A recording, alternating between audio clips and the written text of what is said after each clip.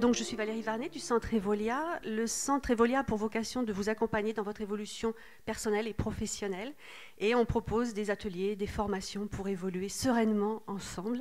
Et aujourd'hui, on a passé une magnifique journée de formation, vraiment superbe, où il s'est passé plein de choses. On a co-organisé cet événement avec Patrick. Donc Patrick Tonnet, je représente la société authentique. Réinventer un peu le monde de l'entreprise, la revisiter et proposer des prestations qui vont vers un réenchantement si possible, tout en étant conscient qu'il faut respecter les modèles économiques. Quand vous vous êtes inscrit, il y avait marqué conférence interactive. Alors, conférence, vous savez ce que c'est. Interactif, on va le découvrir ensemble après, avec mon ami québécois qui montera sur scène tout à l'heure. Donc, je suis ravie d'accueillir Marc. Donc, Marc, tu peux te lever, oui, et venir. Merci infiniment. Et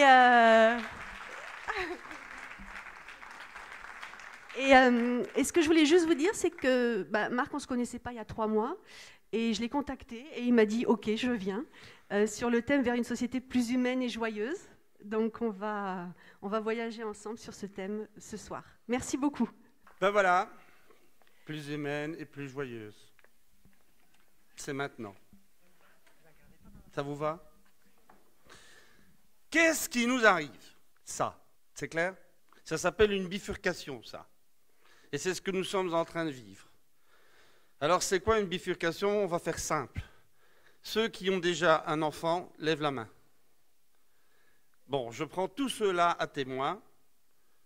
Avant la naissance de l'enfant, du premier enfant, et après sa naissance, est-ce que vous êtes d'accord pour dire que ce n'est pas du tout la même logique de vie?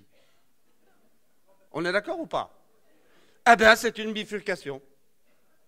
Une bifurcation de vie. Eh bien, ce que je voudrais bien vous montrer, c'est que ce thème de la bifurcation, ça se retrouve à tous les niveaux. Et ça se trouve notamment au niveau du processus socio-économique, de l'économie mondiale, des sociétés humaines. Nous sommes en train de vivre une bifurcation. Ça veut dire que nous sommes en train de vivre un changement de la logique globale de fonctionnement de l'humanité. Ça veut dire que nous sommes en train, pardon du mot, nous sommes en train de changer de paradigme. De paradigme, ça veut dire quoi? Un paradigme, c'est l'ensemble des fondamentaux qui font qu'à une certaine époque, un certain type de société vit d'une certaine manière et pas d'une autre. Ça, c'est une hypothèse que j'avais pu faire dans le monde qui était le mien à l'époque, celui de la physique théorique. Et je travaillais à l'époque pour un monsieur qui est un monsieur extraordinaire à qui je dois beaucoup, qui s'appelle Ilya Prigogine. Et c'est quelques années après qu'il ait eu son prix Nobel qu'on a décidé de faire le pont entre le monde de l'économie et la physique des processus complexes. Voilà. Et donc, germe l'idée qu'on est quand même en train de changer des choses fondamentales.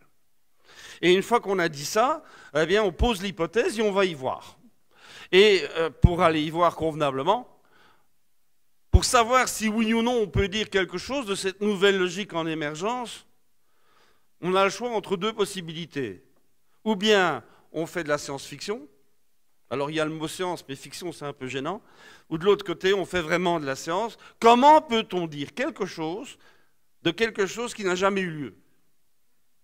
Ben justement, c'est ça la magie, c'est d'aller travailler avec des historiens et d'aller voir les historiens et leur dire, dites des bifurcations comme ça, des changements de paradigme comme ça, est-ce qu'il y en a déjà eu ou pas dans l'histoire humaine? Et la réponse est oui. Tant mieux, parce que si la réponse avait été non, on n'aurait pas pu aller très loin. Et donc les historiens nous disent oui, il y a des bifurcations, et c'est même très régulier. En moyenne, la durée de vie d'un paradigme, c'est 550 ans. Tous les 550 ans, l'histoire change, l'histoire bifurque. Regardez ce que ça donne pour l'Europe. Imaginons que nous sommes en train de vivre une bifurcation aujourd'hui. Vous retournez 550 ans en arrière, commence la modernité, une époque de grande transition qui s'appelle la Renaissance. Vous retournez 550 ans avant, vous avez le début de la féodalité avec la fin du dernier carolingien. 550 ans avant, le Moyen-Âge commence avec la fin de l'Empire romain. 550 ans avant, c'est les légions romaines qui envahissent les cités grecques et qui mettent un terme à cette magnifique période que fut celle du berceau de la philosophie, ce qui pour un philosophe comme moi est absolument insupportable. Ça va ça? Donc, on s'est dit avec les historiens, oui, mais ça c'est l'histoire européenne. Comme on est en train de vivre quelque chose qui est mondialisé, est-ce que c'est vrai ailleurs? Alors je vous passe ces détails, la réponse est oui. On a été voir l'histoire chinoise, on a été voir l'histoire indienne, et à chaque fois on trouve des cycles d'à peu près 550 ans, et à peu près en phase en plus, à peu près synchrone. Ça c'est quand même étonnant. Je n'ai pas d'explication à vous donner, c'est comme ça. Alors, les historiens nous disent, ok, si vous voulez qu'on travaille ensemble, il va falloir qu'on change notre vocabulaire. De vous à moi, des physiciens, théoriciens qui débarquent dans le monde des historiens professionnels pour travailler avec eux, c'est une aventure humaine, hein, je peux vous dire. Et donc ils nous disent, nous, on ne parle pas de bifurcation, on ne parle pas de processus complexes, on ne parle pas de tout ça, on parle avec d'autres mots. On parle de paradigme historique, hein, ça on en a déjà parlé il y a 2 minutes, que la durée de vie d'un paradigme, c'est à peu près 550 ans. Bon, jusque-là, tout va bien. Mais quel est le rapport, quel est le lien à faire avec notre notion à nous de bifurcation? Ben, il dit c'est très simple. Quand un paradigme arrive en bout de course, qu'il est usé, qu'il n'est plus en phase avec le monde réel, il commence à décliner. Il devient obsolète. Il est comme vous et moi à partir d'un certain âge, il commence à vieillir et à se déconnecter de la réalité. Et à ce moment-là, il se passe quelque chose qui se passe toujours dans la nature, c'est quand un système décline, il y a un autre système qui prend naissance pour prendre sa place et prendre le relais. Je vous signale que c'est ce que nous faisons depuis un certain nombre de temps, nous les humains, c'est quand on arrive à un certain âge dans la vie, il y a intérêt à ce que pour que la vie se perpétue, on ait à ce moment-là des enfants en âge de prendre le relais, et c'est en gros ce qu'on fait depuis quelques centaines de milliers d'années. Donc voilà, et ça donne ça. Donc ce dessin, il représente, regardez le bien, parce que toute la compréhension du système est là-dedans. Il vous propose une courbe rouge déclinante. Ça, c'est la fin du paradigme d'avant. Donc en ce qui nous concerne, celui qui est né à la Renaissance et qui est en train de décliner aujourd'hui et qui s'appelle la modernité. Il est en rouge, pourquoi? Parce que feu rouge, ça s'arrête. Et puis vous voyez une autre courbe, qui est la courbe verte qui est en train de monter là. C'est le nouveau paradigme qui est en train d'émerger. Je ne lui donne pas de nom encore. Je vous assure que les humanistes de la Renaissance, ils n'appelaient pas modernité ce qu'ils étaient en train de créer. Et je ne lui donne pas de nom, donc, et vous comprenez bien que cette courbe verte, qui est verte parce que feu vert pour l'avenir, croise la courbe rouge à un moment donné. Et autour de ça, vous voyez qu'il existe une zone bleuâtre. Vous la voyez, celle-là? Ben ça, c'est le secret. C'est le secret qui nous permet de comprendre tout le bordel qu'on a autour de nous pour l'instant. J'explique. Tout paradigme, une fois qu'il commence à monter en puissance, comme n'importe quelle organisation, engendre ses propres systèmes de régulation. Quand vous avez une toute petite entreprise, il n'y a pas de système de régulation. On est à 3 ou 4 dans la même boîte, on s'arrange entre soi, et tous les matins, on prend les bonnes décisions qu'il faut pour la journée et on recommence le lendemain. Il n'y a pas besoin d'usine à gaz pour faire fonctionner la boutique. En revanche, si l'entreprise grossit, à partir d'un certain moment, il faut mettre en place des systèmes de management qui permettent justement d'assurer la pérennité de l'entreprise. Eh bien, pour le paradigme, c'est exactement la même chose. Tout paradigme engendre, à partir d'une certaine taille, il engendre ses propres systèmes de régulation. Comment s'appellent ces systèmes de régulation? Ça s'appelle les institutions de pouvoir. Et là, on commence à comprendre la logique que nous sommes en train de vivre. Les institutions de pouvoir qui sont aujourd'hui nos institutions de pouvoir sont en fait nées à la Renaissance, au début du XVIe siècle. C'est quoi ça? Pour faire vivre, pour faire vite. Ça y est, je l'ai dit, hein, c'était bien maintenant. Hein, pour faire vite. Ça veut dire l'État central, ça veut dire les institutions bancaires, les institutions boursières, ça veut dire les institutions syndicales, tant du côté patronal qui s'appelait à l'époque les jurandes, que les institutions syndicales ouvrières qui à l'époque s'appelaient les corporations. Ça s'appelle les universités, ça s'appelle, j'en oublie un, ben, il me reviendra. Enfin bon, toutes ces institutions de pouvoir se mettent en place au début du XVIe siècle et sont toujours là aujourd'hui. Et souvenez-vous de la phrase que j'ai prononcée. Une institution de pouvoir a comme mission d'assurer la pérennité du paradigme qui l'a engendré. Ça vous paraît clair? Regardez l'allure de la courbe rouge, là. Vous êtes censé assurer ou assumer la pérennité de ce paradigme qui est en train de décliner. Vous faites comment? Ben, c'est simple, vous niez la réalité. Et vous dites, mais non, on ne décline pas du tout. Mais non, mais non, mais non, mais non. Il n'y a aucun problème, je vous jure. D'ailleurs, je n'en vois pas. C'est très exactement ça que nous disent toutes les institutions de pouvoir aujourd'hui. Il n'y a pas de problème. Oh, on a des petits soucis. Mais vous allez voir, et j'y reviendrai tout à l'heure, ça va bientôt s'arranger. Bientôt. Donc maintenant, essayons de continuer à comprendre. Les institutions de pouvoir de la courbe rouge refusent obstinément d'envisager ne serait-ce qu'une petite seconde que leur propre paradigme puisse être en déclin. Donc, autrement dit, qu'ils vont perdre leur fonds de commerce. Et en face, la réalité est en train d'évoluer plein pot, et cette courbe verte est en train de monter en puissance sur des logiques radicalement différentes de la première, évidemment, même antagoniques. Quand deux choses antagoniques se heurtent, ça donne quoi? Des remous. On appelle ça la zone de grande turbulence. Et vous commencez à comprendre que ce qu'on appelle là où les crises ne sont jamais que les manifestations des turbulences, du heurt de ces deux logiques antagoniques qui aujourd'hui sont en guerre au niveau mondial. Ce n'est pas une guerre militaire, c'est une guerre bien plus profonde que ça. Alors on va aller y voir. On va aller y voir et on va se dire, mais bon, cette courbe rouge-là, elle est en train de décliner, mais pourquoi, bon Dieu? Quelles sont les ruptures qui font que ça ne tient plus la route? Quelles sont les raisons qui font que cette logique-là, qui nous a portés pendant plus de 5 siècles, est en train aujourd'hui d'être obsolète? Ben, on va aller voir. La première rupture, c'est l'évolution économique globale. On va la faire très vite. C'est quoi les moteurs de l'évolution de l'économie? Ben, c'est l'évolution de la demande d'un côté et l'évolution de l'offre de l'autre côté. Vous êtes prêts à signer ça? Comment va évoluer la demande? Bon sens paysan, plus il y a d'êtres humains sur Terre, plus il y a de besoins, plus il y a de besoins, plus il y a de demandes. Vous êtes OK? Bon sens. L'offre, elle va évoluer comment? Ben, pour pouvoir offrir, je dois fabriquer. Pour fabriquer, il faut des ressources.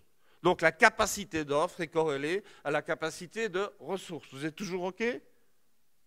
Ben non, il faut aller voir comment ça évolue tout ça. Ben, pour l'évolution de la demande, donc de la démographie, il y a un schéma qui est intéressant, c'est celui-là. Ça, c'est la démographie humaine. Et il faut bien regarder cette courbe. À l'époque de la naissance du petit Jésus, nous étions 100 millions d'êtres humains sur Terre. Vous m'avez bien entendu? En 1800, on est 1 milliard. En 1900, 1,7 milliard.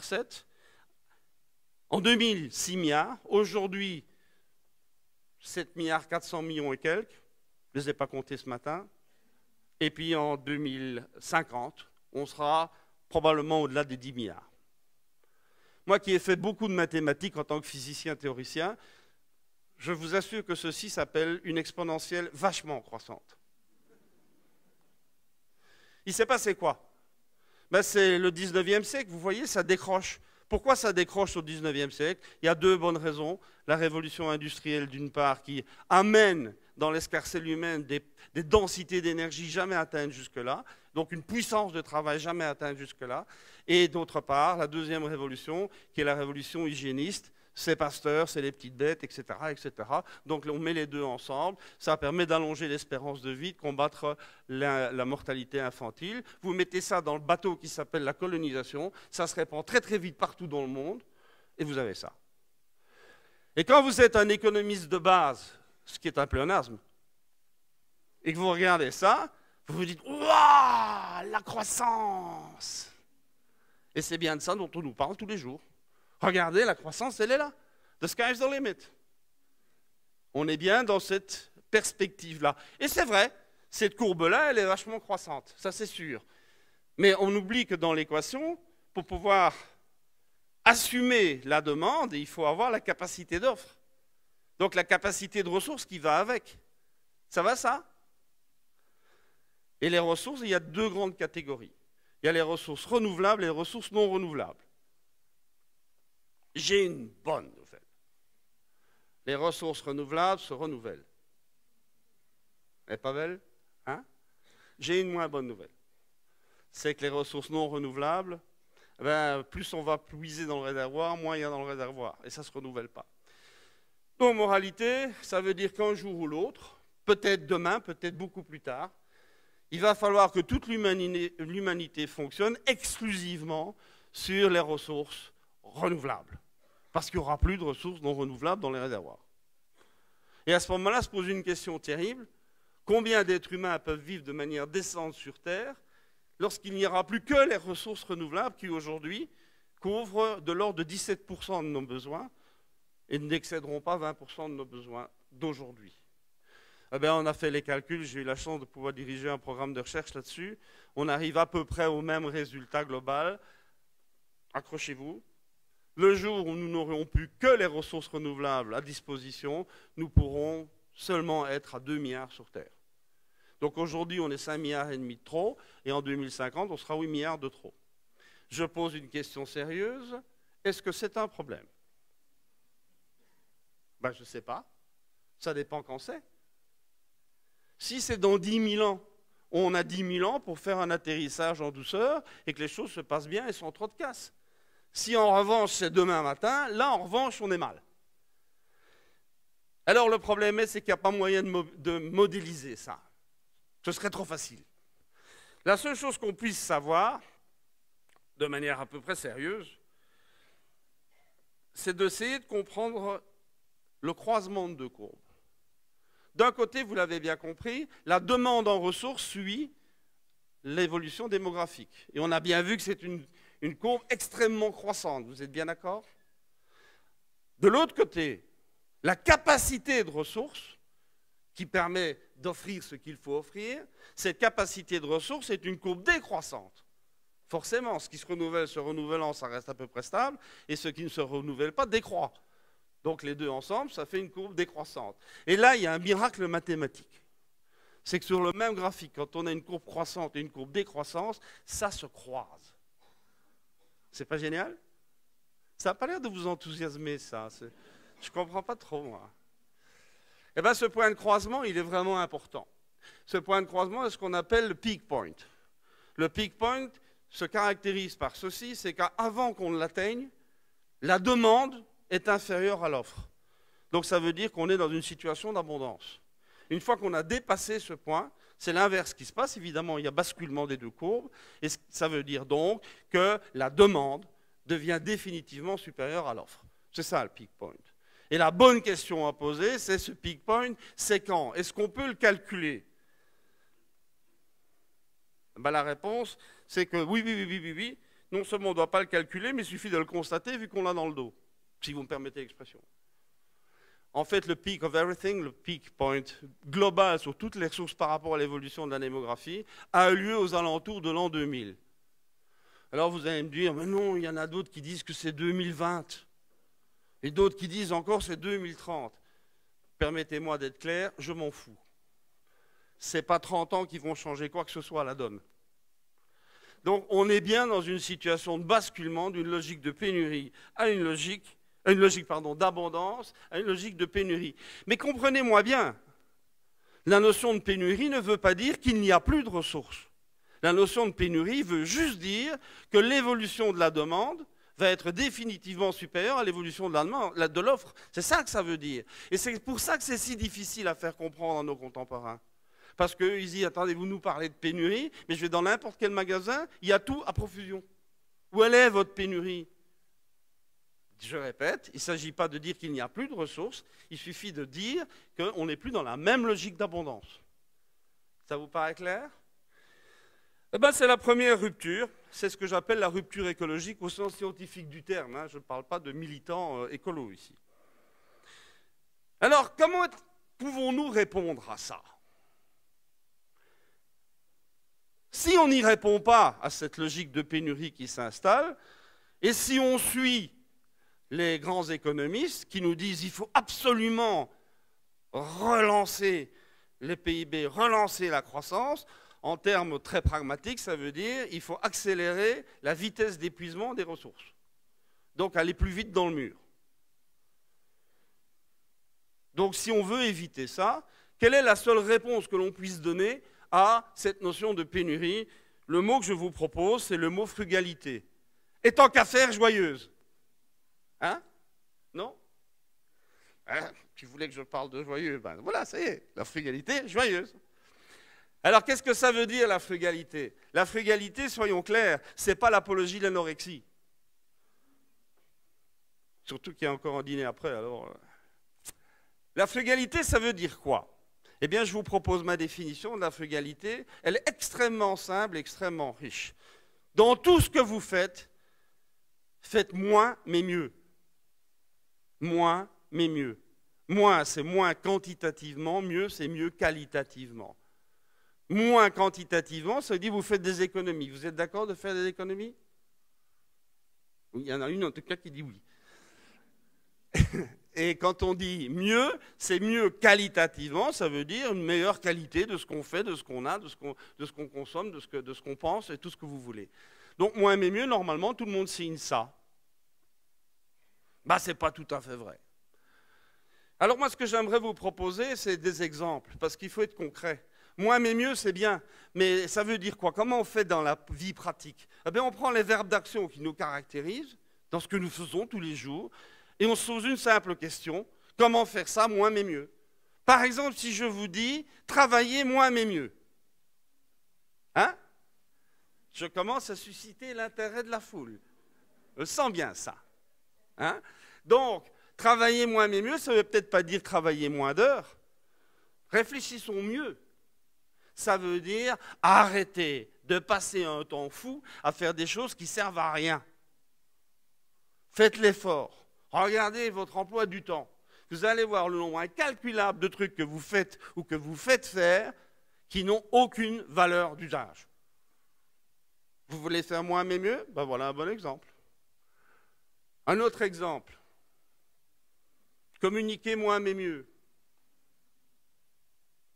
Vous avez vu le nombre de courriels que vous recevez à longueur de journée, le nombre de SMS que vous recevez à longueur de journée et qui ne servent à rien, mais que vous devez lire pour savoir qu'ils ne servent à rien. Ça prend un temps bête. Communiquer moins mais mieux. Pensez-y. Donc voilà, la frugalité vous est offerte gratuitement ce soir. Deuxième rupture, elle n'est pas écologique, celle-là, elle concerne les technologies. Qui dans cette salle, à part moi, n'a pas de téléphone portable? C'est pas la foule, hein?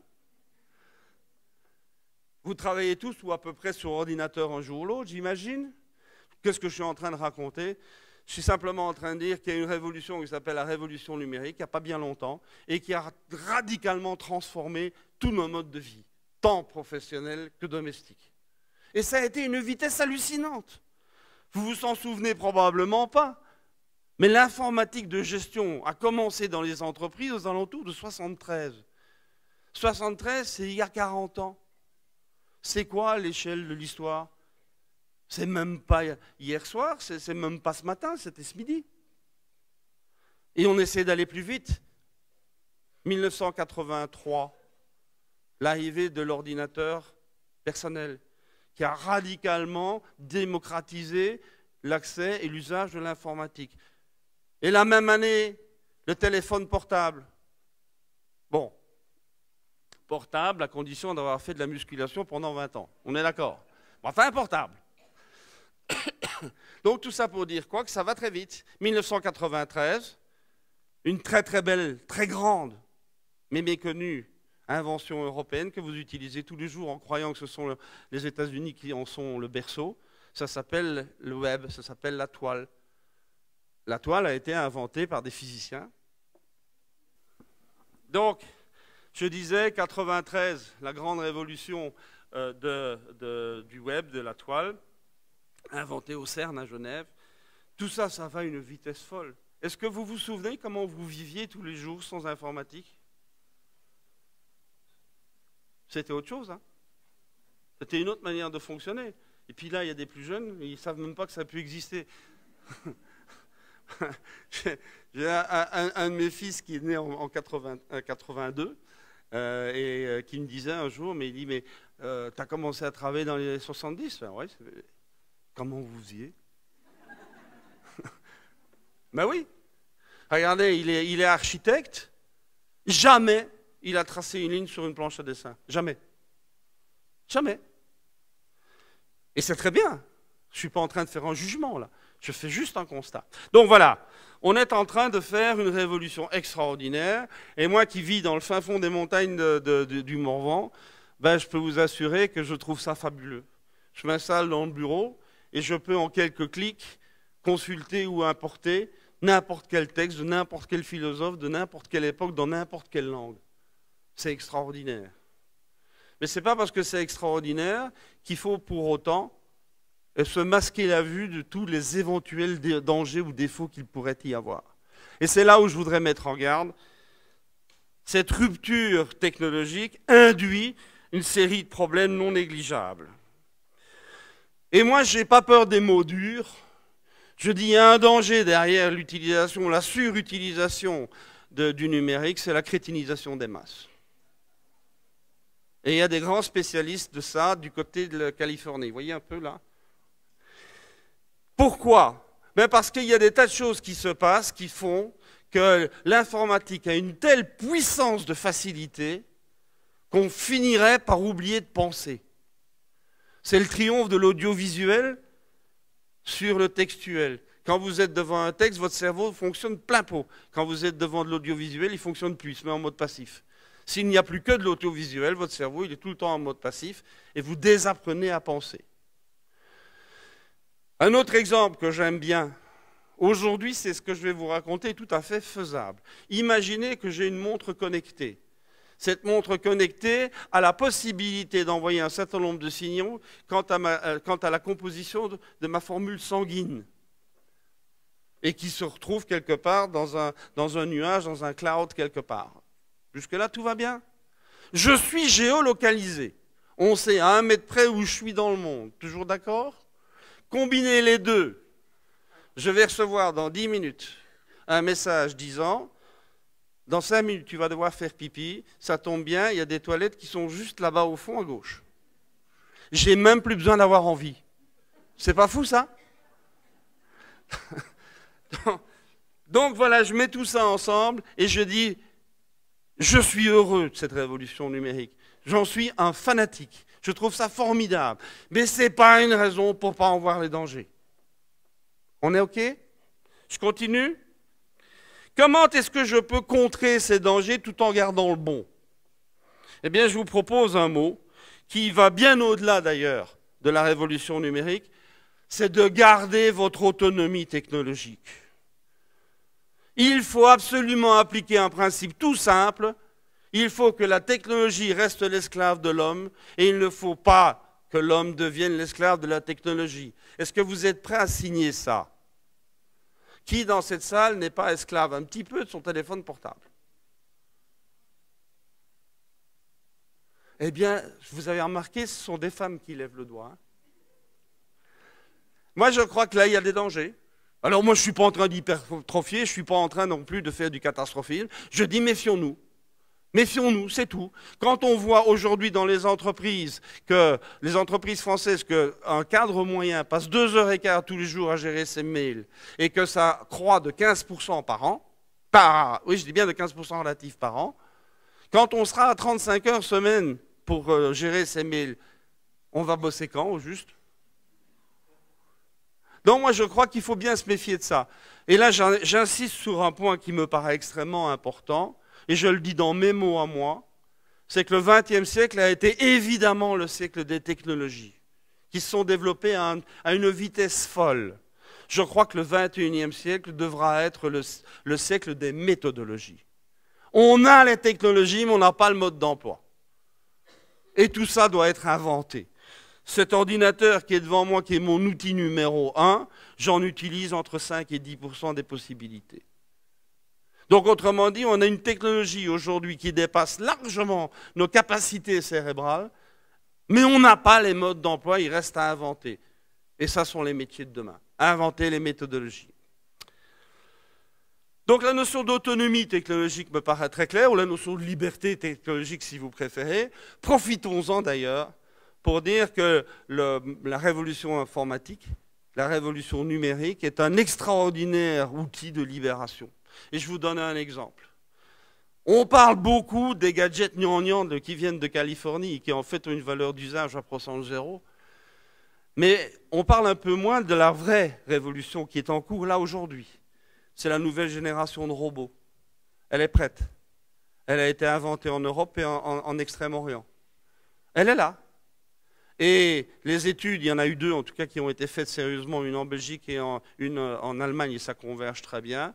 Les études disent que dans les 20 ans qui viennent en Europe, vous m'entendez bien, 40% des emplois aujourd'hui assumés par des hommes seront assumés par des robots. 40%. Ce n'est pas vraiment marginal. Hein. Alors la grande nouvelle, c'est que les robots vont prendre en charge toutes les fonctions répétitives, inintelligentes, fastidieuses, etc. etc. C'est une grande nouvelle. L'homme va être libéré. Il va pouvoir faire ce qu'il fait de mieux, c'est utiliser son cerveau. C'est pas génial, ça? En revanche, la caissière de chez Carrefour ou le contrôleur SNCF, il ne va pas devenir du jour au lendemain programmeur de robots de nouvelle génération. Donc il y a un gap social qu'il va falloir assumer. On passe à la troisième rupture. La troisième rupture, qu'est-ce qu'elle dit? Elle dit quelque chose de très simple en fait. Elle dit notre monde devient de plus en plus complexe. Qu'est-ce que ça veut dire en termes techniques? La complexité se mesure sur 2 paramètres. Le premier, c'est le nombre d'acteurs actifs. La deuxième, c'est la densité d'interaction entre ces acteurs. Ça vous paraît à peu près clair? Appliquons cette définition à notre monde, vous comprenez que notre monde devient de plus en plus complexe. Il y a de plus en plus d'acteurs avec lesquels nous sommes en interaction tous les jours, et grâce notamment à la révolution numérique, la densité de ces interactions augmente de manière exponentielle. Vous êtes avec moi? Et donc on nous dit, il faut, vu que l'espace et le temps ont été abolis, il faut répondre tout de suite à tout. Et on a, dans le monde du management, des mots importants. Développer la réactivité, l'agilité, l'inventivité, la souplesse. Enfin, tous ces mots-là sont effectivement une bonne réponse aux défis lancés par la complexité du monde. Tout va bien. La question que je pose, c'est est-ce que nos modèles organisationnels sont compatibles, aujourd'hui en majorité, avec cette exigence de souplesse, d'agilité, etc. C'est quoi notre modèle organisationnel de base aujourd'hui? Montrez-moi avec vos mains. Voilà. Dans le modèle pyramidal hiérarchique. C'est bien ça le modèle. Et au fait, on se pose la question, mais pourquoi depuis si longtemps, un peu partout, c'est ce modèle hiérarchique pyramidal qui fonctionne? Ben, la raison, évidemment, est mathématique. Ça va de soi. Surtout quand c'est un physicien qui parle. C'est ça, le pyramidal hiérarchique. Ça s'appelle une arborescence linéaire. Pour ceux qui veulent briller dans les salons parisiens, il faut appeler ça une arborescence linéaire, c'est beaucoup mieux. L'arborescence linéaire est la réponse mathématique au problème suivant. Et vous allez tout de suite comprendre le fond du problème. Ça, c'est la réponse à la question suivante. Comment faire pour relier entre eux tous les éléments d'un ensemble avec le nombre minimum de relations entre eux? Donc si le nombre de relations est minimum, c'est un optimal économique, évidemment. Vu qu'il y a moins de relations à entretenir, donc ça coûte moins de temps, ça coûte moins d'argent, tout ce que vous voulez. En revanche, c'est aussi ce modèle qui aura les temps de réponse les plus lents, puisqu'il faut suivre la voie hiérarchique pour ceux qui se souviennent de leur service militaire. Donc nécessairement, on a là un optimum économique, mais qui n'est pas du tout un optimum d'efficacité. Alors c'est quoi qu'il faut faire? On est dans un monde complexe. C'est compatible avec un monde complexe? Ah non, non, non, disaient les mathématiciens. Ce n'est pas compatible du tout. La pyramide hiérarchique, ça fonctionne relativement bien, à une condition que ça se passe dans un univers qui est calme, qui est stable et qui est prévisible. Est-ce qu'on est toujours dans un univers stable, calme et prévisible? Non. On est dans un univers hyper complexe, hyper effervescent, hyper instable, hyper imprévisible. Donc ça ne peut plus marcher. Donc on retourne voir les matheux et on leur dit, alors on fait quoi? Et la réponse c'est, ben, c'est pas compliqué. C'est jamais compliqué pour un mathématicien. Il dit, tu prends le mot minimum, tu le mets à la poubelle et tu le remplaces par le mot maximum. Comment faire pour relier entre eux tous les éléments d'un ensemble avec le nombre maximum de relations entre eux? Ben, ça porte un nom, ça s'appelle un réseau. Et c'est pour ça que nous sommes en train de vivre le basculement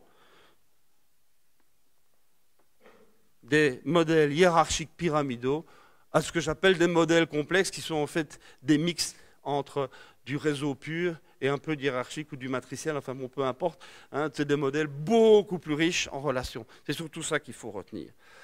Très bien. Mais ça, c'est un réseau? Non, ça, c'est un bordel. Comment faire pour, quand on pense réseau, que ce soit un réseau d'efficacité? Ah ben là, il y a quelque chose à dire qui est un mot fondamental, mais qui bouleverse tout.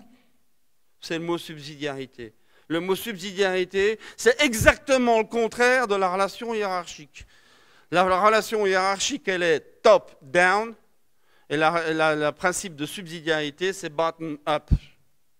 Ça veut dire quoi en français?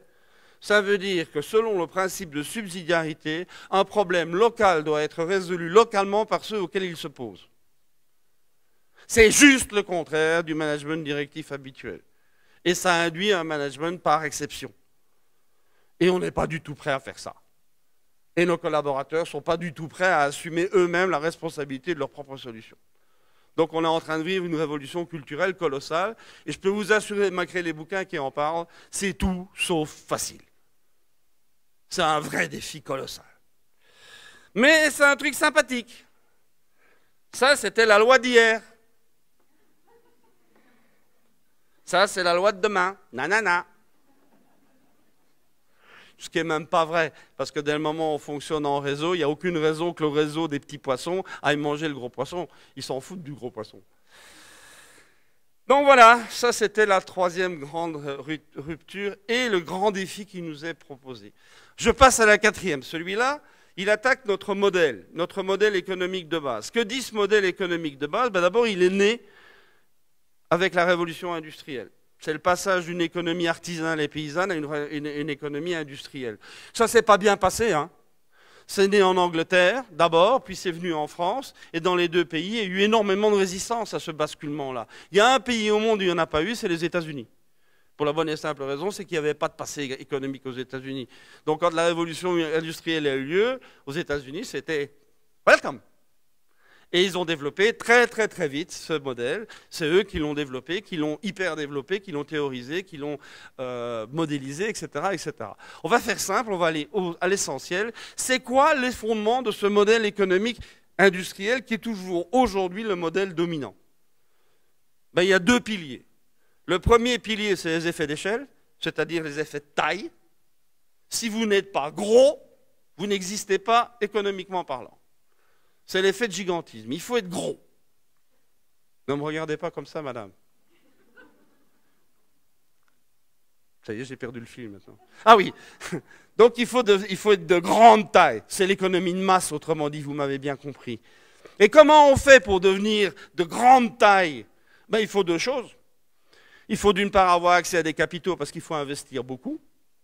Donc ça veut dire qu'il faut pouvoir attirer les capitaux et pour ça il faut les rémunérer de manière correcte. Ça s'appelle le capitalisme. Je n'ai aucun problème du tout avec ce mot-là.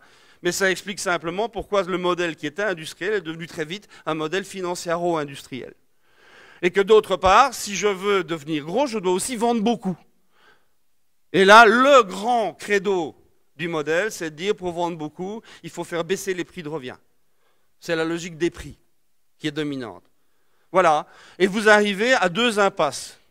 La première impasse, c'est que plus il y aura de mainmise de la finance sur l'économie, plus l'horizon de visibilité deviendra court, jusqu'à l'absurdité. Aujourd'hui, 94% des transactions économiques sur la toile sont des transactions purement spéculatives. C'est juste fou. Et la logique de prix, elle aussi, elle a une limite. À partir d'un certain moment, et en gros c'était les années 90, à partir d'un certain moment, Si on veut encore baisser les prix alors que tout le monde a les mêmes techniques de management, ben, il n'y a plus qu'une solution, c'est lésiner sur la qualité. La qualité des produits, des matières premières, la qualité de la main-d'œuvre, etc., des processus, etc. Et là, il se passe quelque chose d'intéressant. Sur certains marchés, il y a une espèce de rébellion qui se met en place et qui prend la forme d'une phrase que moi j'avais entendue dans la bouche de mon grand-père adoptif, qui est un bon paysan flamand, qui disait ceci, et peut-être vous avez entendu la même phrase, il disait « Moi, je ne suis pas assez riche pour me payer du bon marché. Le bon marché finit toujours par coûter trop cher. » Je suis le seul à avoir entendu ça? Non. Hein. Ça veut juste dire quoi? Ben, ça veut dire que quand on regarde l'économie globale, allez, restons dans l'agriculture. Je veux m'acheter un tracteur. Le prix d'achat du tracteur, c'est la première dépense que je vais faire pour le tracteur, ok? Mais une fois que j'ai acquis mon tracteur, tous les jours, je vais dépenser de l'argent pour l'exploiter, pour le faire tourner, pour le maintenir, pour l'entretenir, pour le faire dépanner ou réparer, le cas échéant. Et en fin de course, lorsque mon tracteur sera complètement naze, je vais encore devoir dépenser des sous pour pouvoir le recycler, le démanteler, le détruire, ou appelez ça comme vous voulez.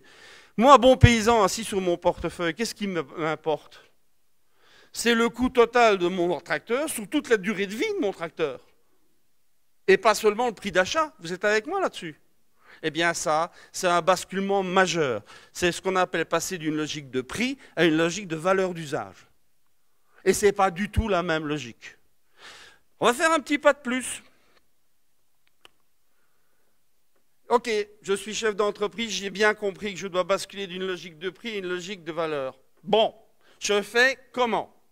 Il est clair que continuer à faire des investissements lourds sur les mêmes machines, ça va servir à rien quant à l'augmentation de la valeur intrinsèque de ce que je vais produire. Je vais devoir faire quoi alors? Ben, ce n'est pas compliqué.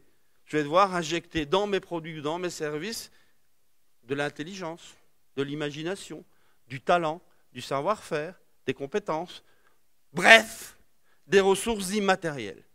Et c'est là où ça se joue.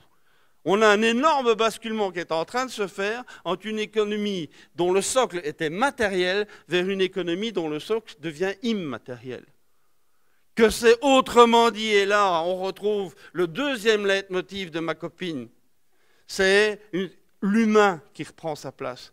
Parce que les ressources immatérielles, je les ai citées, c'est à l'intérieur de vous qu'elles sont. C'est toutes les formes d'intelligence. Et là, il y a un miracle qui se passe. Vous vous souvenez de ce que j'ai dit? Lorsqu'on est dans l'économie financiero-industrielle, le point clé, c'est les économies d'échelle. Plus je suis gros, plus je peux étaler mes frais fixes et donc leur impact par unité produite. En revanche, dès que je suis en train de basculer dans une logique immatérielle, il y a un truc intéressant qui se passe, c'est que sur les ressources immatérielles, il n'y a pas d'effet d'échelle. Je m'explique un tout petit peu mieux et plus prosaïquement. Vous mettez 20 crétins dans une salle, ça ne fera jamais un prix Nobel. Vous doublez le salaire de votre ingénieur de recherche et développement, il n'aura pas 2 fois plus d'idées, 2 fois meilleures. Ce n'est pas vrai. Il n'y a pas d'effet d'échelle sur les ressources immatérielles. Donc l'effet de taille ne joue plus. Et nous sommes en train de vivre ça. Regardez les cours de bourse. Il y a aujourd'hui des toutes petites entreprises qui, du point de vue de leur bilan réel matériel, est quasiment nul, ils ont à peine un client ou deux, et qui ont des cotations boursières incroyables. Qu'est-ce que ça veut dire? Ben, ça veut juste dire qu'aujourd'hui, la valeur d'une entreprise ne se mesure plus uniquement à son actif de bilan, mais se mesure à sa capacité d'intelligence. Mais ce n'est pas la même chose. Ce n'est pas les mêmes règles du jeu. Vous êtes avec moi là-dessus? Bien. Je vous félicite. Donc, autrement dit, on est en train de basculer d'une économie de masse et de prix à une économie de l'intelligence et de la valeur.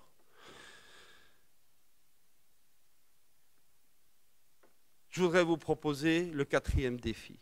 Comment peut-on réussir ce passage-là? J'ai un mot à vous proposer. C'est le mot virtuosité. Je sais qu'il y a 2 ou 3 de mes copains dans la salle qui adorent ce mot autant que moi. La virtuosité, c'est un mot magnifique. Qu'est-ce que c'est qu'un virtuose? Un virtuose, c'est quelqu'un qui parvient à faire avec aisance, à réussir avec aisance, des choses extrêmement difficiles à faire. Vous êtes avec moi d'accord avec ça? Donc c'est tout le contraire de la facilité. Et je ne sais pas si vous avez remarqué, mais depuis la fin de la Deuxième Guerre mondiale, nous sommes dans une civilisation de la facilité. Tout doit être facile.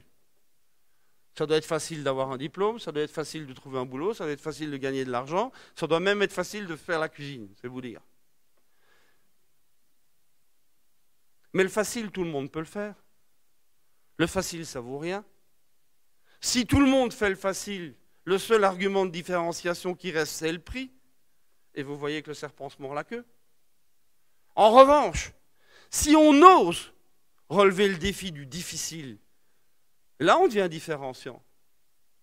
Imaginez un monde où, moyennant un certain nombre de conditions, à partir d'un certain moment, vous avez un carnet de commandes rempli à vie avec des clients qui ne discutent jamais les prix. Ça vous va? Et vous êtes en train de vous dire, ah Lévi, il est gentil, mais qu'est-ce qu'il est con? Ça n'existe pas, ce truc-là, c'est pas possible. Si, ça existe. Bien sûr que ça existe, ça s'appelle les compagnons du devoir.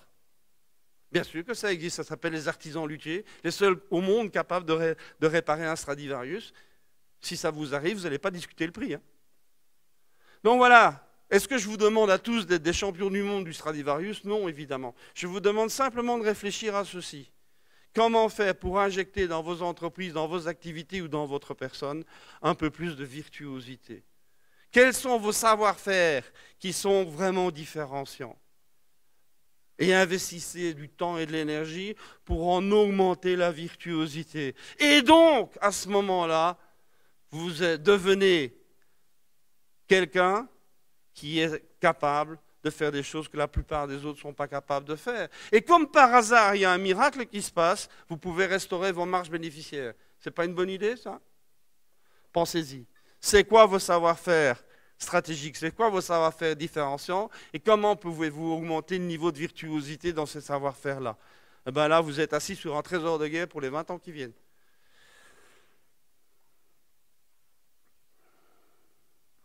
Dernière rupture. Elle est plus philosophique, celle-là, mais comme je suis en dehors d'être physicien, je suis aussi un peu philosophe. J'aime bien vous en parler. C'est une rupture. Je vais vous l'aborder en vous parlant de ma maman. Je peux? Vous savez, quand on donne la parole à un juif, il parle toujours de sa mère. C'est comme ça. Ma mère, elle disait quelque chose que vous avez aussi entendu probablement. Dès que j'étais petit, elle était très pauvre, on était vraiment dans la dèche. Là. Et ma mère, elle disait, Marco, il faut que tu réussisses dans la vie. Et pour réussir dans la vie, c'est pas compliqué. Il faut étudier beaucoup et travailler beaucoup. Je suis le seul à avoir entendu ça? Non, hein? En revanche, je vous dis ça à un gamin de 14 ans aujourd'hui, j'en ai un, il est mort de rire. Qui a raison? Ma mère ou le gamin? Je vous propose d'y réfléchir très sérieusement. Parce que quand on dit réussir dans la vie comme étant l'obligation fondamentale au niveau existentiel, ça veut dire qu'on ne vit pas pour soi. On vit par rapport au monde extérieur, on vit par rapport à la norme sociale, on vit par rapport à des critères de réussite qui ne sont pas les vôtres. Alors que le gamin de 14 ans aujourd'hui, qui est vachement mieux informé que quand moi j'avais 14 ans, il dit, mais attends, moi, mon problème, ce n'est pas de réussir dans la vie. Mon problème, moi, c'est de réussir ma vie. Et je pense que dans cette salle, il y en a plus d'un qui ont bien envie de réussir leur vie aussi, non? Sauf qu'il y a un danger. À force d'être omnubilé par réussir ma vie, on est dans le moi et moi. Comment voulez-vous avoir une vie de travail en réseau collaboratif si vous êtes le nombril du monde entier? Donc il y a là un défi colossal. Comment éviter ce nombrilisme? Comment éviter ce narcissisme? Comment le dépasser? Et tout en voulant réussir sa vie, aussi être dans la vie et réussir la vie. Eh bien moi je vous propose un mot, c'est le mot spiritualité. Et là vous vous dites, Lévi commence à devenir vieux, il est tard, il ne faut pas lui en vouloir, il commence à débloquer. Je ne pense pas, non. Moi, le mot spiritualité, c'est un mot très fort pour moi. Et je vous supplie de ne pas le confondre avec le mot religion. Ce sont deux choses bien différentes. Qu'est-ce que c'est la spiritualité? Pour faire simple en philosophie, ça veut dire toutes les démarches qui consistent à donner du sens et de la valeur à ce que l'on est, à ce que l'on fait, à ce que l'on vit. Sens et valeur. Et là, ça nous parle, évidemment. Donner du sens. Je fais juste un petit détour par l'entreprise. Quand vous demandez à un patron d'entreprise, ton entreprise, ça sert à quoi? C'est quoi la finalité de l'entreprise, de ton entreprise? Dans 90% des cas, on n'a pas de réponse. Ou alors, pardon d'être un peu provoquant, on a la réponse la plus bête du monde. Mais enfin, Lévi, la finalité de l'entreprise, c'est de faire du profit. Bon, c'est pas vrai. C'est juste pas vrai. Et pourtant, je ne suis pas crypto-gauchiste, hein, je vous assure. Il faut du profit dans l'entreprise. Le profit, c'est le carburant qui permet à l'entreprise d'avancer, d'évoluer, de se développer. Il faut du profit, évidemment. Mais quand vous allez faire, vous, le plein du réservoir de votre voiture à la pompe à essence, je suis désolé, ce n'est pas l'essence qui décide où va la voiture. Donc il faut du carburant, ça c'est clair, mais ce n'est pas le carburant qui répond à la question de la destination. Ça sert à quoi votre entreprise? Et ça vaut la peine d'y réfléchir. Parce que si les patrons ne parviennent pas à répondre à la question « votre entreprise, pourquoi faire ?», le collaborateur, le matin, quand le réveil sonne, ne pourra pas répondre à la question « pourquoi me lever ?» Et il ne pourra pas répondre non plus à la question « pourquoi donner le meilleur de moi-même 35 heures par semaine ?» Donc donner du sens. C'est ça, donner du sens. Donner une bonne raison d'être fier de ce qu'on fait à longueur de journée. Ça vous va, ça? Ben, faites-le. Donc voilà, pour vous proposer une petite caricature, mais qui est significative, ça c'est la hiérarchisation des strates socio-économiques d'aujourd'hui. Donc le centre, c'est la finance spéculative, l'économie est au service de la finance, la société est au service de l'économie, et l'écosystème de l'ensemble des ressources est au service de tout le reste. Et vous avez bien compris qu'il y a quelque chose qui merde là-dedans. Et avec tout ce que je vous ai dit, en fait, il faut passer au système exactement inverse. Mettre au centre ce qui est le plus précieux, qui mérite toute notre attention, faire une société autour de ça, mettre l'économie au service de la société et mettre la finance au service de l'économie. Il y a du boulot, hein, je peux vous dire, pour inverser la logique. Ben, j'en arrive à peu près au bout, j'ai jusqu'à 21h30. C'est ça qu'on... Oh, vous voulez jusqu'à demain matin? Non, on ne va pas exagérer trop. Vous vous souvenez de ça? Voilà. Je pense vous avoir donné 5 mots-clés. Les 5 défis dont je viens de vous parler, c'est les 5 mots-clés qui nous permettront de construire cette courbe verte qui est en émergence aujourd'hui. Derrière ça, vous trouvez le mot frugalité, le mot virtuosité, le mot réseau, le mot autonomie, le mot spiritualité. Ça sont les mots forts. Il y a une question qui reste en suspens, je pense, et qui vous brûle les lèvres, évidemment. C'est, on a bien compris qu'on est quelque part dans la zone bleuâtre, là.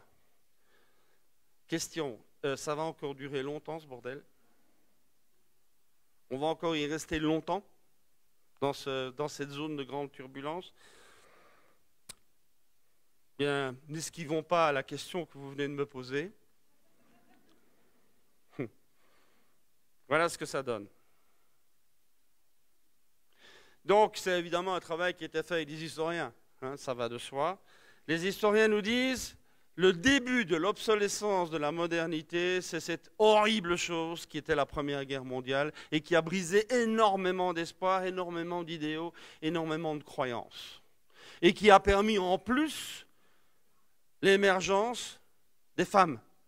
Qui avant ça, avant la guerre 14-18, c'était relativement facile. Hein, les rôles sociétaux des hommes et des femmes, c'est les femmes à la maison, les hommes au bistrot.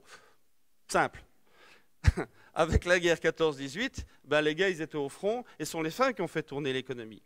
Vous ne les trouvez pas beaucoup, des allusions à ça dans les livres d'histoire, parce qu'ils sont écrits par des hommes. Je ne sais pas si vous avez remarqué ça. Donc, en réalité, ben, une fois que la guerre a été finie, et que les gars sont rentrés du front, du moins ceux qui étaient encore plus ou moins en état, on a dit aux filles, dites les filles, vous avez été bien. Hein. Là, super, mais maintenant vous retournez dans vos pénates Et les filles ont dit, en bon français, no way. Voilà, donc il y a une nouvelle répartition des rôles qui commence à se mettre en place et qui va évidemment bouleverser tout le fonctionnement de nos sociétés. Etc., etc. Je vous passe des détails, mais on peut faire des listes entières de bouleversements qui sont nés à la suite de la guerre 14-18. Les historiens nous apprennent une autre chose. C'est qu'il faut en gros siècle et demi, en gros un siècle et demi, pour passer de la sortie de la situation d'équilibre d'avant à l'entrée dans la nouvelle situation d'équilibre après. Vous prenez 14-18 plus 150 ans, ça nous amène du côté de 2070. Si c'est 2085, c'est pas grave non plus. Je veux dire que ce qu'il faut avoir en tête, c'est l'ordre de grandeur. Hein, c'est plusieurs générations. Alors le point de croisement des deux, ben, on est dedans.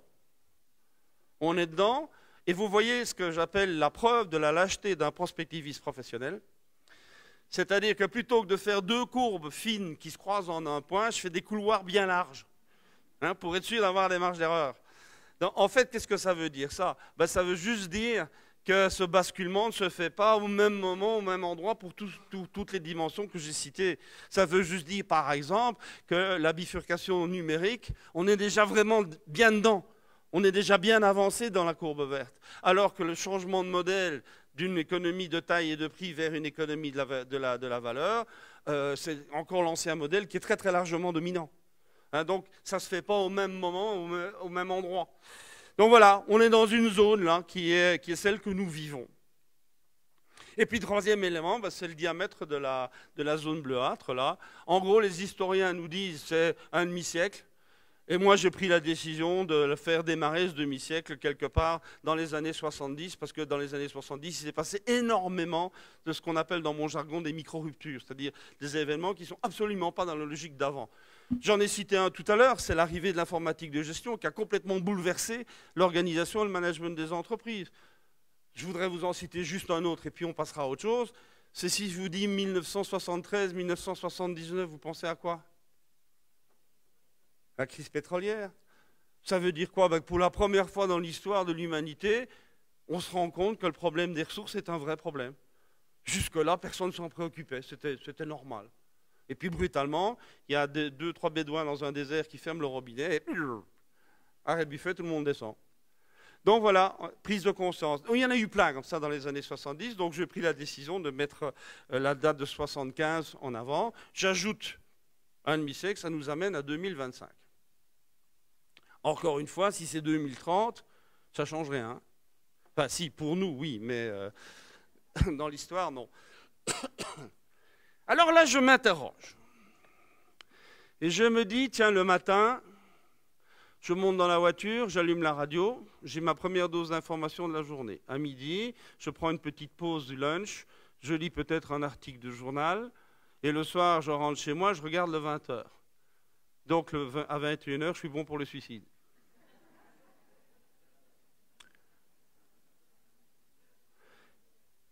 Et on me dit, quoi? On me dit, ce que je vois là, c'est que la courbe rouge est en train de décliner. Et en même temps, et c'est ça qui est extraordinaire, les institutions de pouvoir, quelle que soit leur nature, me disent, oui, c'est pas terrible pour l'instant, mais vous allez voir.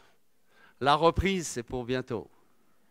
Pour dans 2 mois, dans 6 mois. Il y a même un fou en France qui a dit que ça y est, c'était fait. C'est du n'importe quoi. C'est vraiment du n'importe quoi. Il faut avoir juste fait un tout petit peu de thermodynamique pour savoir qu'un système complexe est par définition irréversible. Vous et moi, nous sommes des systèmes thermodynamiques complexes. Pour ceux qui ne savent pas, je leur annonce. Et regardez, ça c'est ma ligne de vie. Je vais gueuler plus fort, comme ça vous m'entendrez. Tous les jours, je fais un petit pas en avant. Ça s'appelle vieillir. Vous faites ça aussi, je pense, non? Imaginez l'absurdité. À un moment donné, je m'arrête et je me dis non, j'arrête. J'arrête de vivre, c'est fini. Je retourne et je retourne dans le ventre de maman. C'est juste débile. C'est donc croire qu'un système vivant peut être réversible. Un paradigme est un système vivant, il n'est pas réversible. Il n'y aura jamais de reprise. Il faut arrêter de dire ça. Et pourquoi donc les institutions de pouvoir nous parlent-elles de la reprise? Mais c'est tout simple, on l'a dit tout au début. Les institutions de pouvoir ayant la mission de pérenniser le paradigme dont ils sont issus, ne peuvent en aucun cas accepter leur propre disparition. Donc on nie en bloc la réalité, on fait du déni de réalité, et on organise un système d'acharnement thérapeutique pour se maintenir en vie, et ça nous coûte un pont tous les jours. Ça s'appelle l'endettement souverain. Et quand on est entre nous, je sais de sources sûres que tous les matins à 7h15, dans les sous-sols de Bercy, il y a une réunion secrète de 12 énarques qui tous les jours posent la même question. Qu'est-ce qu'on va inventer aujourd'hui pour les faire chier? Parce que ce système veut se maintenir en vie. Mais ce système est mort. Donc regardez maintenant. Regardez ce schéma, je vais bientôt en terminer. Regardez ce schéma et regardez-le avec les yeux des institutions de pouvoir. Mettez les lunettes de la courbe rouge sur votre nez. Il n'y a pas de courbe verte. Mais regardez la tendance. Avouez qu'il y a de quoi être extrêmement optimiste quant à l'avenir du pessimisme. Et c'est bien ce qu'on entend dans les médias. Maintenant, faites-moi plaisir. On ne change rien au schéma, on change juste de lunettes. On enlève les lunettes de la courbe rouge, on met les lunettes de la courbe verte. Et on regarde le même schéma. Et on constate quoi? On constate que ça arrive une fois tous les 550 ans et ça tombe sur nous. Elle n'est pas belle la vie! Une fois tous les 550 ans, on a la possibilité de revisiter le monde, de réinventer le monde, de revisiter tous les métiers. Et ça tombe sur nous. C'est pas fabuleux, ça? Je crois comprendre qu'il y en avait quelques-uns qui avaient des enfants, donc qui ont évidemment des enfants à l'école, non? Vous ne croyez pas qu'il est temps de réinventer l'école? Vous ne croyez pas qu'il est temps de réinventer la politique, qu'il est urgent de réinventer le vivre ensemble, etc., etc., qu'il faut réinventer l'entreprise sous forme de réseau, sous forme de virtuosité, etc., etc., et réinventer le management qui va avec? C'est l'urgence absolue. C'est maintenant et c'est nous. C'est pas beau, ça? Il y a une chose que je voudrais vous dire. C'est que ce qu'il y a à faire de toute urgence, c'est réinventer le monde, et non pas le sauver, comme tu me le disais. Moi, je ne parle pas de sauver le monde, je dis le réinventer. Et que ça dépend de nous, mais ça ne dépend que de nous. Il n'y a personne dans les institutions, d'où qu'elles soient, qui va faire quoi que ce soit pour sauver l'humanité. C'est à nous d'inventer autre chose. Et de l'inventer à notre échelle, dans notre monde à nous. Chacun dans sa petite sphère. Et puis par contagion, ça va se répandre. Mais ne comptez pas sur les institutions pour vous aider. Au contraire, je vous rappelle les 12 énarques là. Donc mettez ça en route. De tout ce que je viens de vous dire, il devrait y avoir normalement une conclusion logique, c'est de dire « Je suis responsable du monde que je vais donner à mes enfants, mes petits-enfants. » Et c'est à moi à le construire ici et maintenant autour de moi. Alors vous prenez pas, c'est votre problème. Je termine par une photo qui a été prise à Londres. Et les Anglais sont des gens tout à fait délicieux, sauf quand ils quittent l'Europe. Mais ils ont un défaut, c'est qu'ils écrivent toujours tout en anglais. Donc c'est écrit en anglais. Sorry for the inconvenience, we're trying to change the world. Désolé pour le dérangement, on est juste en train de changer le monde. Ben voilà, je sais que vous êtes déjà en train de le changer, chacun à votre échelle, et mes enfants et mes petits-enfants vous en remercient du fond du cœur.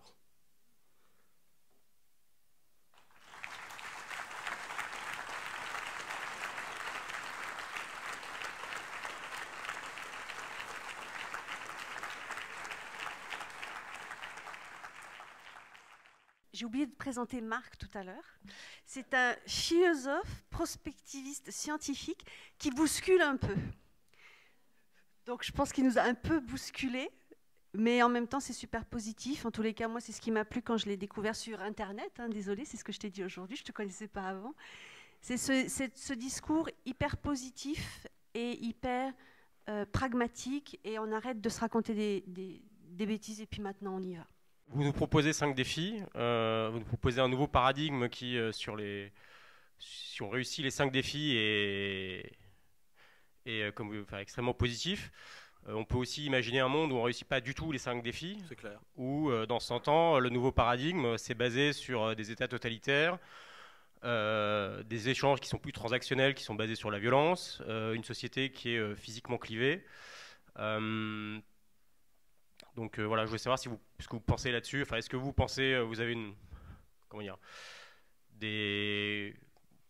est-ce que vous êtes optimiste par caractère, ou est-ce que vous êtes optimiste parce que vous basez sur l'histoire D'où vient votre optimisme, votre énergie positive? Mais je suis positif aussi, en fait. Hein.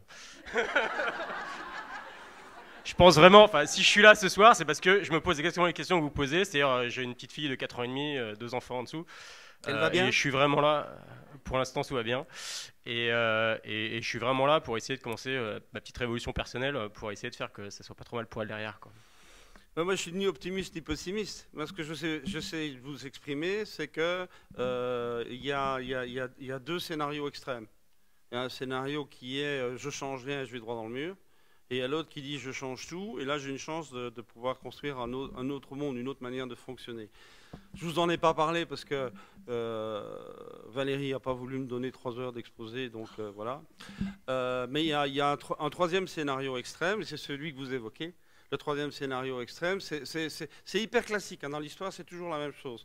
Quand il y a un point de bifurcation, comme on est en train de le vivre, le premier scénario le plus simple, c'est de dire je veux pas le savoir, je continue comme avant. Hein? Donc ça, c'est le scénario suicidaire, en gros. L'autre manière de faire, c'est de dire bon, il y a un mur devant moi, si je veux passer de l'autre côté, il faut que je l'escalade. Ça, c'est la courbe verte. Et puis, il y a le troisième scénario dont je n'ai pas parlé du tout jusqu'à présent, c'est de dire, il y a un mur, je n'ai pas du tout envie d'aller me mettre la tête dessus, mais je n'ai pas du tout envie d'aller de l'autre côté parce que je ne sais pas du tout ce qu'il y a. Au contraire, je fais le bilan que je me suis trompé et je fais retour en arrière. Et ça, c'est typiquement le scénario de ce que moi j'appelle la nostalgie des sources pures. Parlons de l'islam. Sujet que je choisis au hasard. Hein. Parlons de l'islam. C'est très clair que le salafisme, donc ce qui est en fait le terreau sur lequel le djihadisme est en train de se développer, dit simplement ceci, dit si le monde est dans le mauvais état que nous connaissons, et si l'islam ne triomphe pas partout, c'est Dieu qui nous punit. Et Dieu nous punit pourquoi? Parce qu'on n'est pas dans la pureté de la foi telle que Mohammed nous l'a exprimé. Donc on retourne aux sources. Et on veut vivre un islam parfaitement pur. Largement réinventé, mais peu importe. Mais ils ne sont pas les seuls à faire ça. Quand vous entendez des mouvements qui existent surtout aux États-Unis, je ne sais pas si ça existe en Europe, mais bon, ça s'appelle Deep Ecology.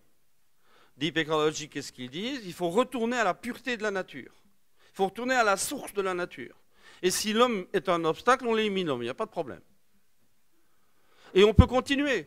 On peut continuer. Quand vous avez des discours, notamment en France, où on dit qu'il faut retourner à la source pure de la nation, eh bien, on est dans ce même scénario de ressources, de retour aux sources, mais des sources qui sont largement réinventées. Le français de souche, ça existe depuis la fin du 19e siècle. Hein. Donc, ce que j'essaie simplement d'exprimer par là, c'est que c'est le troisième scénario, c'est le retour en arrière. Et qu'aujourd'hui, ceux qui veulent construire le monde de demain, ils ont 2 ennemis. Ceux qui veulent rien changer et ceux qui veulent retourner en arrière. Alors, qu'est-ce qui va se passer dans la réalité? Moi, j'en sais rien, évidemment. C'est pour ça que je refuse de dire si je suis optimiste ou pessimiste. Je dis simplement qu'il y a un certain nombre de routes possibles et que ces routes, en fait, elles offrent un champ de possibilités. et c'est là où je reviens sur la péroraison de mon discours, c'est de dire, c'est à chacun de prendre ses responsabilités. Parce que si nous ne prenons pas nos responsabilités individuelles dans notre monde à nous, alors on est absolument sûr que c'est les deux autres tendances qui vont gagner. C'est tout ce que je dis, moi. Maintenant, est-ce qu'on va réussir ensemble? J'en sais rien. C'est un pari qu'on peut faire, mais j'en sais rien. Par rapport à ce que vous venez de dire, de placer d'un retour aux sources, moi j'ai une question par rapport au schéma que vous avez montré avec des cercles. Et justement, vous ne mettez pas l'homme et sa virtuosité au centre, mais vous mettez les ressources. Est-ce que... Parce que vous pouvez être aussi virtueuse que vous voulez. Si vous n'avez pas les ressources de base pour fonctionner, vous n'allez pas être virtueuse longtemps. Ben, je ne sais pas, j'imagine que les ressources, elles sont aussi un peu... modifiable en fonction de cette virtuosité et de cette façon de réfléchir, non? Oh, vous savez, les réservoirs, ils sont ce qu'ils sont. Hein. La Terre a rempli des réservoirs de toutes sortes de ressources. Et il lui a fallu 4 milliards d'années pour le faire. Et on en a épuisé 80% en 200 ans. Donc je crois qu'il vaut mieux considérer que les ressources sont une donnée de base et non pas un truc qu'on peut modeler en fonction de notre virtuosité supposée. Votre montre connectée va vous indiquer les toilettes parce qu'à analyser votre sang, grâce à la technologie Google, par exemple, qui nous espionne tel Big Brother. Oui. La finalité de Google, pour ceux qui savent, c'est le transhumanisme. Donc ma question, est-ce que le transhumanisme vous inquiète? Et le fait que Google investit des milliards sur les biotechnologies, c'est sur par exemple les sciences cognitives pour prolonger la vie, pour transvaser la conscience en dehors du corps et tout ça, est-ce que ça vous inquiète ou pas? Voilà. Alors, ça ne m'inquiétait pas. Je veux dire par là que le transhumanisme est quelque chose que je connais bien, que j'ai regardé de très près justement comme étant un des dangers liés à la deuxième rupture dont on a parlé. Scientifiquement parlant, le transhumanisme, c'est une fumisterie, mais pas possible. Ça n'a aucun sens. Ça n'a fondamentalement aucun sens. Alors vous allez me dire, mais donc ça veut dire qu'ils sont tous très bêtes chez Google et compagnie. Non, la réponse est non. C'est qu'aux États-Unis, on a toujours besoin d'une mythologie pour avancer. D'ailleurs, maintenant, je ne sais pas si vous avez remarqué, mais c'est en train de changer. On ne parle plus beaucoup du transhumanisme. Maintenant, c'est la conquête de Mars qui est le grand mythe fondateur. Ce que Google et d'autres, parce qu'il n'y a pas que Google, Apple est dans le coup, enfin les GAFA ensemble sont autour de ça, il y a quelque chose d'extrêmement subtil. C'est que les milliards et les milliards dont on parle, et c'est vrai, il faut bien comprendre dans quel mécanisme ça se passe. Les États dans le monde entier sont surendettés, on est d'accord? Qui sont endettés par rapport à des banques. Que les banques paniquent pour leur propre avenir, leur propre fragilité, et ont revendu aux banques centrales les dettes des États et des ménages et des entreprises. On est toujours d'accord? Et les banques centrales ont payé ces dettes par de l'émission de monnaie, qui est de la monnaie parfaitement artificielle, qui ne repose sur aucune économie réelle, et qui est donc vendue à taux zéro, qui permet aux GAFA, notamment, parce qu'ils ont les renommées qu'il faut, d'utiliser gratuitement des quantités phénoménales de liquidités qui ne leur coûtent rien et qui leur permet de racheter tout ce qui bouge sur la courbe verte pour le ramener dans leur escarcelle à eux sur la courbe rouge. Et ça fait monter leur cours de bourse.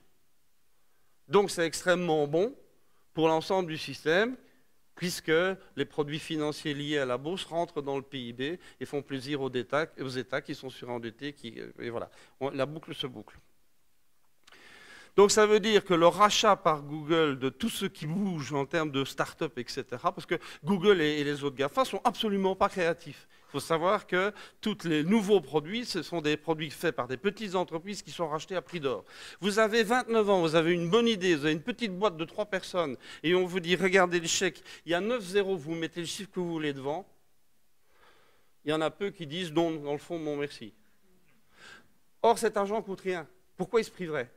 Derrière ça, il y a une stratégie qui est terrible, et que moi j'ai bien connue à travers un cadre très très précis, c'est la volonté forcenée par les GAFA de mettre la main sur toute la recherche médicale du monde. Je vous donne un petit exemple. Il y a une société française remarquable pour laquelle j'ai eu la chance de pouvoir travailler, qui s'appelle Adocia. Adocia est le spécialiste mondial de l'insuline. L'insuline, vous savez à quoi ça sert, hein, c'est la manière, c'est l'antidote pour les diabétiques. Vous savez probablement que le diabète est à l'échelle mondiale une épidémie, mais incroyable. Et que donc le besoin de traitement pour les diabétiques est quelque chose qui est une exponentielle incroyablement croissante. Et donc, à partir d'un certain stade, un shot par jour ne suffit plus, 2 shots par jour ne suffit plus, un shot par repas ne suffit plus. Et on en arrive à concevoir quelque chose qui s'appelle, entre guillemets, le pancréas artificiel. Le pancréas artificiel, c'est en fait 3 choses. C'est une mécanique qui permet de ponctionner du sang et d'injecter de l'insuline. Ça, c'est de la mécanique. Il y a l'insuline elle-même, qui doit être une insuline très spéciale pour avoir une absorption rapide. Et puis, il y a l'algorithme qui permet de transformer l'analyse du sang en réponse, en injection d'insuline. D'accord? Donc, il y a les 3 composantes. Eh bien, aujourd'hui, Adocia, qui est donc le champion du monde de l'insuline, donc qui est le fondamental de la chose, se voit contester la propriété du pancréas artificiel sous prétexte que Google a décidé que c'était l'algorithme de calcul qui était essentiel. Et vu la puissance de Google par rapport à Adocia, qui est une petite boîte de 90 personnes à Lyon, Google fait jouer toute sa puissance pour dire à l'État français, n'est-ce pas que nous avons raison? Et l'État français, grand con comme d'habitude, dit, bah oui, monsieur Google, bien sûr. Voilà, ça c'est typiquement un processus qui est aujourd'hui en train de se faire. C'est un exemple, il y en a 10 000 comme ça. Est-on un virtuose si on rend une chose difficile à facile? Non, on est un virtuose si on rend quelque chose de difficile simple. Mais facile et simple, ce n'est pas la même chose. Pas du tout. C'est extrêmement difficile d'être simple. C'est beaucoup plus facile d'être compliqué. Vous me suivez toujours? Ben, c'est tout.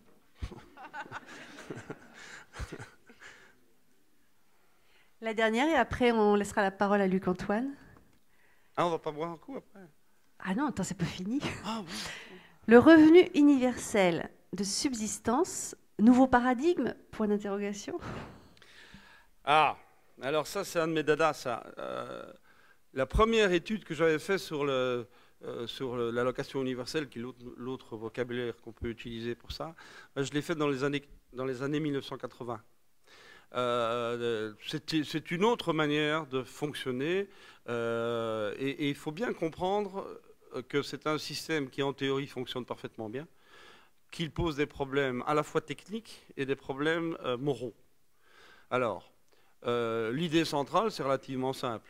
Un enfant né dans un pays quelconque où l'allocation universelle fonctionne, bien du jour de sa naissance au jour de sa mort, il a un revenu garanti minimum qui est défini et qui fluctue selon un critère d'évolution qu'on peut relativement facilement définir. Bien. Que cette allocation universelle, à l'époque, on l'avait calculée en disant qu'elle était entièrement finançable en abolissant tous les impôts et en faisant monter la TVA à 30%. Si vous n'avez pas d'impôt à payer la TVA à 30%, je pense que ça inquiète personne. Sachant que derrière ça, à ce moment-là, chacun est responsable de soi. Donc ça veut dire qu'il n'y a plus d'allocation d'aucune forme. Donc il n'y a plus de fonctionnaires à payer pour faire tourner le système d'allocation. Ça va? Donc ça, c'est le système pur, qui est aujourd'hui en test dans certaines zones de Finlande, par exemple. La manière dont on en parle aujourd'hui est complètement pervertie, dans la mesure où, 1, on garde l'impôt, 2, on garde les fonctionnaires, et 3, c'est une allocation universelle, mais pas tout à fait universelle. Il y en a certains qui sont plus universels que d'autres. Donc évidemment, on est en train de pervertir complètement le système. Donc je pense que c'est quelque part une bonne manière, techniquement, de résoudre le problème, disons, d'une survie décente pour tous les habitants d'un pays. Alors derrière se posent des problèmes moraux. Les problèmes moraux, en gros, vous allez comprendre très vite. Dès le moment où il y a allocation universelle, ça veut dire qu'il y a séparation totale de la notion de travail et de la notion de revenu. Donc ceux qui veulent avoir plus de revenus travaillent, mais qu'on peut très bien toute sa vie rien faire et avoir de l'argent qui tombe. Et donc le problème moral qui est posé dit, ben, si tout le monde est payé à rien faire, il n'y a plus personne qui fera rien. Ce qui est une hypothèse, hein. Ça me paraît complètement faux comme hypothèse.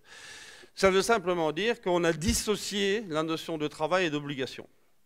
Et ça me paraît intéressant. Maintenant, est-ce que tous les êtres humains sont aujourd'hui suffisamment adultes pour comprendre ça et pour pouvoir quand même continuer à fonctionner de manière épanouissante pour soi et en faisant du travail un moyen d'accomplissement de soi et non pas seulement un moyen de survie, ça c'est un autre débat. La seule manière de le savoir, c'est de le faire. Et donc c'est en expérimentation dans des tas d'endroits aujourd'hui. Moi j'attends avec beaucoup d'impatience de voir les résultats, à la condition, encore une fois, que la courbe rouge ne pervertisse pas le système, ce qu'elle est en train de faire joyeusement. Parce que vous imaginez que le passage à cette logique de l'allocation universelle détruit des fonds de commerce entiers. De la courbe rouge, évidemment. Donc la courbe rouge, j'ai aucune envie de voir ça monter. Voilà. Donc moi, j'ai bien envie de voir ce que ça peut donner, en n'étant absolument pas sûr du résultat, mais allons-y voir. Allons-y voir. Et donc c'est ce que certains font. Vous avez vu, en Finlande, ça se fait. À Utrecht, aux Pays-Bas, ça se fait. Enfin, il y a différents endroits où on essaye de tenter ça. Moi, je suis très curieux de voir les résultats, parce que je crois qu'ils seront bons. Mais il ne faut pas se laisser récupérer par la vilaine courbe rouge. Okay. Merci beaucoup, Marc. Ceci clôture notre première partie. Merci. Je vous présente Luc-Antoine qui vient de Montréal tout spécialement pour nous ce soir. J'aimerais ça qu'on joue un jeu ensemble. J'aimerais ça qu'on crée un champ, nous, que je vais oser appeler de la courbe verte. Qu'est-ce que ça pourrait être pour vous d'embrasser la courbe verte? De choisir de sauter sur la courbe verte puis de repartir en montant. Vous allez vers une personne que vous connaissez, peut-être, peut-être pas. Puis vous partagez avec elle ce que ce serait pour vous d'aller sur la courbe verte. Vous pouvez créer quelque chose ensemble qui vous unit, qui vous ressemble, qui est un élément qui vous appartiendrait à tous les deux peut-être. Vous allez partager à 4. Faut sortir de là avec un mot. Un mot qui vous unit. On se lève, on va rencontrer d'autres personnes. On va leur partager. Ici, un mot. Le dernier mot, pétillant. Pétillant. Alors, on a élan, on a pétillant, liberté. On a dit être acteur, être responsable avec la notion d'information, d'éducation, d'être en conscience et en responsabilité. Plus d'humanité. Plus d'humanité, excellent. Non, nous, on a défini conscience. Bon, nous, on sort du cadre, on a 2 mots. Virtuosité collaborative. Liberté et bonheur. Nous, on a été dans la créativité. On avait 2 mots. Innovation et le sens. Donc, on a créé innocence. Ce ne sont que quelques-uns des mots qui vous ressemblent. Merci beaucoup. Merci. Donc c'était juste, moi je vous invite à prendre conscience de la facilité avec laquelle vous avez commencé à jouer avec nous. Vous avez parlé de choses importantes pour vous, courbe verte, tous les beaux mots que vous avez dit, alors que quelques minutes avant, vous ne vous connaissiez pas et vous étiez juste à côté, les uns à côté des autres. Donc merci à vous d'avoir participé. Et je voudrais que vous vous applaudissiez parce que c'est vraiment chouette ce que vous venez de faire. Voilà, Marc, un dernier mot. Non, c'est bon, pendant qu'ils étaient en train de réfléchir sur les mots-clés, j'étais en train de préparer la révélation. Je vais vous révéler les 2 secrets. Il y a 2 choses à cultiver, quelle que soit votre courbe verte, parce qu'il n'y en a pas qu'une. Il y a autant de courbes vertes qu'il y a de projets, il y a autant de courbes vertes qu'il y a de belles choses à faire. Mais il y a un secret qui est unique. Il faut cultiver 2 choses. La simplicité, c'est la meilleure réponse à tout ce qui est complexe. La simplicité. Et la deuxième, c'est la joie, qui va bien plus loin que le plaisir et le bonheur. Alors, Je vous souhaite toute la joie du monde.